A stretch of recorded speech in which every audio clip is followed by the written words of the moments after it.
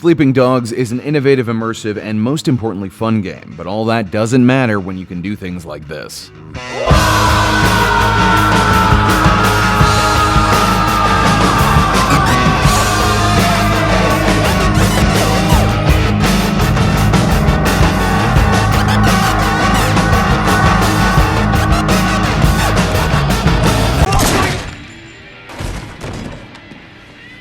Sleeping Dogs is developed by United Front Games and at one point went by a different name, slated to be the next iteration in the True Crime series, but after a reboot from Square Enix, Sleeping Dog plays in ways True Crime never could. In the game, you are put in the shoes of Wei Shen, a former gangster turned undercover cop who is thrown into the tumultuous Hong Kong crime world. You must be a very dangerous man, Wei Shen.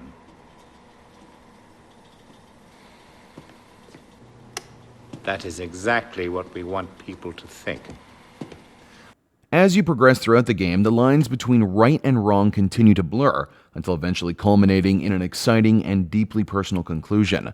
It helps that the story is chock full of Hollywood talent like Tom Wilkinson and Emma Stone. Was this like a date? Sounds good to me. At first glance, Sleeping Dogs lacks some of the polish of other games, with jagged cars, muddled skylines, and cheap 2D images acting as 3D storefronts. The character models are much more sophisticated though, really showcasing the talented voice actors, but this lack of polish really hurts the level of immersion. Like when driving the main street in one of the biggest cities in China, it doesn't seem very realistic to only have 5 people shopping. What Sleeping Dogs may lack in graphical fidelity, it makes up for in spades with an unheard of living, breathing, and customizable world. Wherever Wei goes, there's always something new to explore, whether it's participating in fight clubs, street racing, helping out random citizens get to work, or buying air conditioning for your apartment. Nothing really feels forced, and everything ties back into the overall theme of crime in Hong Kong. I find myself dating cyber hackers and karaoke bar hostesses only to find out that my infidelity actually has consequences. You think you can fool around on me and I don't care? She didn't mean anything to me. That was just part of work. Why date these fictional polygons? Well, beyond the love of another, dates give you an essential bonus like displaying all the collectibles on the minimap. Now, speaking of collectibles, they can either provide further reason for exploration and discovery, or become a painful tedium that makes you hate the game. Fortunately, Sleeping Dogs is the former in a big way. The hundreds of lockboxes, hell shrines, and jade statues all provide bonuses, whether it's simply money, a much-needed health increase, or a brand new amazing combat move. Speaking of combat, Sleeping Dog will leave you rubbing your jaw as you break limbs, throw out flying dragons, and leave enemies without faces. The more melee-focused combat is addictive and a great case of easy to learn but hard to master.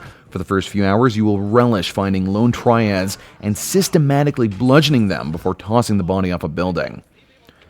Then you get a gun. Unfortunately, the gunplay isn't nearly as polished. It often seems clacky and unfortunately tacked on. I found myself logging in close to 30 hours before the game even put a gun in my hands. And even then, I found myself holstering it to take out enemies mano a mano. Driving through Hong Kong, on the other hand, may have a learning curve, but it's fun and extremely visceral. Going Mach 12 down the Hong Kong waterfront with a triad in your trunk is truly an unforgettable experience. Sleeping Dogs deals with concepts of decision and choice in a very unique way. Each mission will usually provide both triad and cop XP. Now, these are not opposing forces. The more you observe the laws on the roads and try to avoid carnage, your cop XP stays stagnant. Start running down little old ladies and it's going to drop. Whereas the Triad XP, the more gruesome or effective your kills are on enemies, the more XP you can actually expect. Each of these XP lines offers unique upgrades that doesn't eliminate the other. It's amazing how differently you react once you see your comp XP dropping. Those small changes in gameplay mechanics go a long way to provide a realistic sense of Wei as an undercover cop. I trust that my men weren't too rough on you, officer. You might ask them the same question, sir. Those guys are out of shape. It paid off, though. I made contact with Jackie Ma. I'm in. All in all, Sleeping Dogs tries to do a lot, reaching the stars in some cases, and floating at the bottom of the sea in others. Overlooking a few minor glitches and annoyances, Sleeping Dogs fills the gap between Grand Theft Auto and Saints Row, carving out a higher standard for open-world games this point on. And it's the only game that allows you to go on a date with Emma Stone. Sleeping Dogs gets an 8.5 out of 10. It's a game that you should not miss. I'm Andy Borkowski from Video Game Sophistry.